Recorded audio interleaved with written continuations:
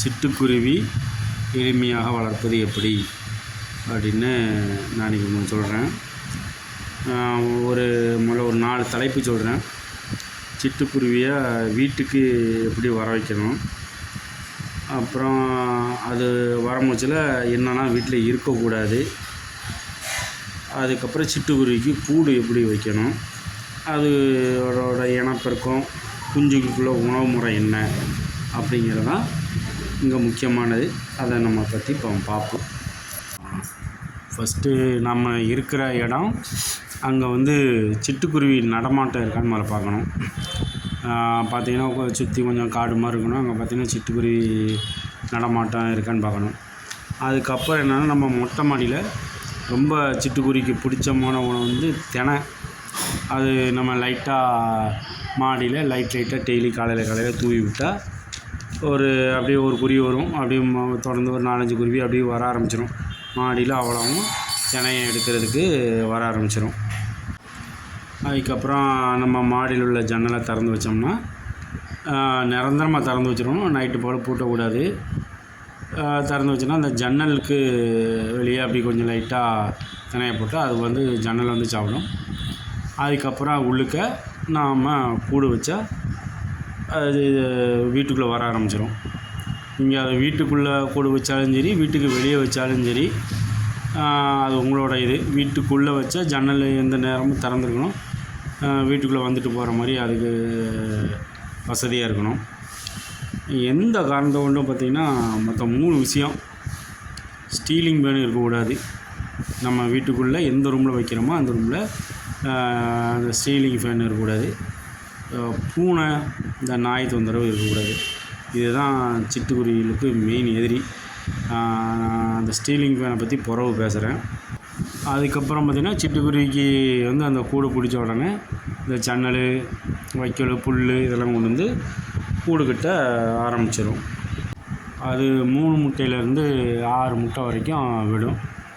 அது 18 நாள் அது அடகாகும். அதுக்கப்புறம் குஞ்சு பொரிக்கும். இந்த குஞ்சுகளுக்கு பார்த்திங்கன்னா மெயின் இரை ஒரு வாரத்துக்கு ரொம்ப சின்னதாக உள்ள பச்சை கலர் புழு இதுதான் இறையாக கொடுக்கும். அந்த ஒரு வாரம் இந்த புழு பூச்சிகள் தான் அதுக்கு இறை. அதுக்கப்புறம் அதுங்களுக்கு பசி பயங்கரமாக எடுக்க ஆரம்பிக்கும்.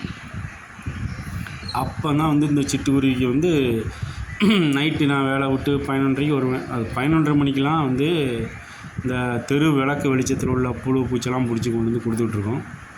அந்த நேரம் தான் அதுக்கு ரொம்ப குஞ்சுகளுக்கு பசி பயங்கரமாக இருக்கும். அப்போ அது நைட்டு ஃபுல்லாக கத்த ஆரம்பிச்சிடும். அதனால் ஆண் குருவி வராது.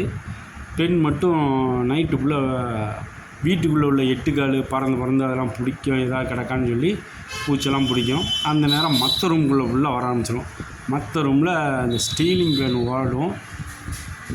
அதனால் அது என்னென்னா, அதுக்கு அது தெரியாது. சட்டக்குன்னு ஃபேனில் மோதி அடிபட்டு செத்து போயிடும். எனக்கு அப்படி நடந்திருக்கு. அதனால் நீங்கள் எந்த ரூமில் இருக்கோ அந்த ரூம் கதவை அடைச்சி வச்சுருங்க. மற்ற ரூமுக்கு மற்ற நாள் அது பறக்காது. இந்த ஒரு வாரம் கழித்து அந்த குஞ்சுகளுக்கு இற கொடுக்க முடிச்சா மட்டும் எல்லா ரூம்குள்ளேயும் அதை சுற்றி பறக்க ஆரம்பிக்கும், புழு பூச்சி பிடிக்கிறதுக்காக.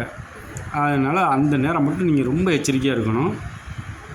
நீங்கள் அந்த குஞ்சு பொரிச்ச இடத்துல பார்த்திங்கன்னா டெய்லி கொஞ்சம் ரொம்ப ஒரு ஸ்பூன் அளவுக்கு சாதம், இடியாப்பம் ஏதாவது ரொம்ப சாதுவான உணவு வச்சா அதையும் எடுத்து குஞ்சுகளுக்கு கொடுத்துக்கிடும். இது இந்த நேர கட்டம் தான் அதுக்கு ரொம்ப முக்கியமான காலகட்டம். குஞ்சு பொரித்து முடிஞ்சால் அது நம்ம நைட்டு ஒரு 12 மணி வரைக்கும் ஒரு விடிவெல்ப்பு ஒன்று போட்டால் அது கொஞ்சம் நல்லாயிருக்கும். அது குஞ்சுகளுக்கு இற கொடுக்கறதுக்கு. அதுக்கப்புறம் ஒரு 10 நாள் கழித்து புழு பூச்சிகளும் கொடுக்கும், கொஞ்சம் திட உணவுகளும் கொடுக்கும். ஒரு மாதத்தில் குஞ்சு பறக்க ஆரம்பிச்சிடும். திரும்ப ஒரு மாதம் அது கொஞ்சம் ரெஸ்ட் எடுக்கும். திரும்ப முட்டை வைக்கும், குஞ்சு பிடிக்கும். 3 மாதத்துக்கு ஒரு வாட்டி இப்படி சுழற்சி முறையாக அது இது பண்ணிகிட்டே இருக்கும்.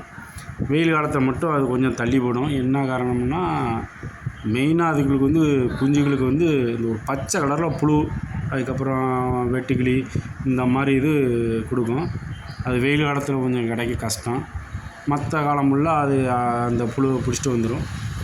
இதே சுழற்சி முறை தான் சிட்டுக்குருவிக்கு உண்டான வாழ்க்கை முறை. அதுக்கப்புறம் பார்த்திங்கன்னா, அது ஒரு தடவை நம்ம வீட்டில் எந்த இடத்துல அது கூடு கட்டுதோ அது வாழ்நாள் முழுக்க என் வீட்டில் 1.5 வருஷம் அதே இதில் கூடு கட்டிகிட்டே இருக்கும். அப்புறம் கூடு கட்டுறதுக்கு வந்து ரொம்ப எளிமையான சின்ன விஷயந்தான். இந்த அன்னதானம் பண்ணுறதுக்காக சாப்பாடு வாங்குகிற சின்ன பிளாஸ்டிக் பாக்ஸ் டப்பா, அந்த டப்பாவில் வாங்கின அந்த இதை வந்து மூடியை தூக்கி போட்டுட்டு அந்த 2 பிளாஸ்டிக் டப்பாவை ஃபெவிக்விக் பண்ணி நீங்கள் சேர்த்துக்கிட்டு சின்னதாக சிட்டுக்குருவி போகிற அளவுக்கு ஒரு சின்னதாக சதுரமாக அதை கட் பண்ணி நீங்கள் மேலே கட்டி கொடுத்து விட்டுட்டிங்கன்னா அந்த டப்பாக்குள்ளே போய் சணல், வைக்கல், புல் இதெல்லாம் வச்சு கூடு கட்ட ஆரம்பிச்சிடும். இதை விட கொஞ்சம் ஈஸியாகனா வேறு ஒன்றும் இல்லை. செருப்பு கடைக்கு போனீங்கன்னா அங்கே வந்து வேஸ்ட்டு டப்பா இருக்கும். இதிலே நீங்கள் பார்த்தாலே தெரியும். அந்த ஒரு செருப்பு டப்பா சிவப்பு கலரில் தூங்க விட்டுருக்கும் இன்னொரு ரூமில். அந்த அந்த செருப்பு டப்பாவில் ஒரு சின்னதாக சதுரமாக சிட்டுக்குருவி போகிற அளவுக்கு கட் பண்ணிவிட்டு 2 பக்கமும் ஒரு சின்ன கயிறை வெட்டி நான் டிப் லைட்டில் பொறுத்து விட்ருக்கேன். இதை மாதிரி ரொம்ப எளிமையாக பண்ணாலே போதும். அழகு போல் வந்து சிட்டுக்குருவி கூடு கட்ட ஆரம்பிச்சிடும். இந்த வாட்டி வர வைக்கிறது தான் கஷ்டம். அதுக்கப்புறம் பார்த்திங்கன்னா அது வாழ்நாள் முழுக்க வர ஆரம்பிச்சிடும். திரும்ப கேட்டிங்கன்னா நம்மளுக்கு நல்ல இடம் இருந்தால் மற்ற குருவிகளும் அதை பார்த்து தைரியமாக வர ஆரம்பித்து எல்லா குருவிலையும் கூடு கட்ட ஆரம்பிச்சிடும். நம்ம இருக்கிறது வந்து நம்ம வீட்டு ஓனர் இது சொல்லிடக்கூடாதுன்னு 2 இடத்துல நான் வச்சுருக்கேன். மொதல் ரூம்லேயும் கடைசி ரூம்லேயும். அது மாதிரி நீங்கள் வந்து தாராளமாக இது பண்ணலாம். இது ஒரு புண்ணியமான செயல். 2வது பார்த்திங்கன்னா இது உண்மையிலே கூடு கட்டிச்சுன்னா வீட்டில் ஒரு நல்லது கண்டிப்பாக நடக்கும். ஏன்னா என் அனுபவத்தில் இதெல்லாம் நடந்த உண்மை. அது மாதிரி இது வந்து செடியில் உள்ள புழு பூச்சிகளை வந்து ஒரு பச்சை கலர் புழு அதை தான் அது மெயினாக சாப்பிடும். செடி கொடிகளுக்கும் ரொம்ப நல்ல விஷயம் அந்த சிட்டுக்குருவி பண்ணது. அதனால் கண்டிப்பாக இதை பார்த்து எல்லோரும் யார் யாருக்கெல்லாம் சௌகரியமாக இருக்கோ அவங்க ஃபுல்லாக அந்த எளிமையான முறையில் நீங்கள் உங்கள் வீட்டுக்கு வாசலுக்கு வெளியவோ அல்லது வீட்டுக்குள்ளே வச்சா இந்த ஸ்டீலிங் பேன் இல்லாமல் இந்த மாதிரி வச்சு இது பண்ணாலும் வச்சு கண்டிப்பாக எல்லோரும் பண்ணுங்கள். முடிஞ்ச ஒரு 1/2 கிலோ தினம் அவங்க 30 ரூபா வரும். ஒரு 2 சின்ன டப்பாவில் கட்டி கொடுத்து விட்டால் அதுக்கு ரொம்ப பிடிச்ச உணவு. அதை சாப்பிட்டுட்டு அது பாட்டுக்கு உங்கள் வீட்டில் அது நிரந்தரமாக இருக்கும். இந்த இது உங்களுக்கு எளிமை இந்த உண்மை பிடிச்சிருந்ததுன்னா கண்டிப்பாக லைக் பண்ணுங்கள், ஷேர் பண்ணுங்கள், கமெண்ட் பண்ணுங்கள். ரொம்ப நன்றி மக்களே. ஓகே.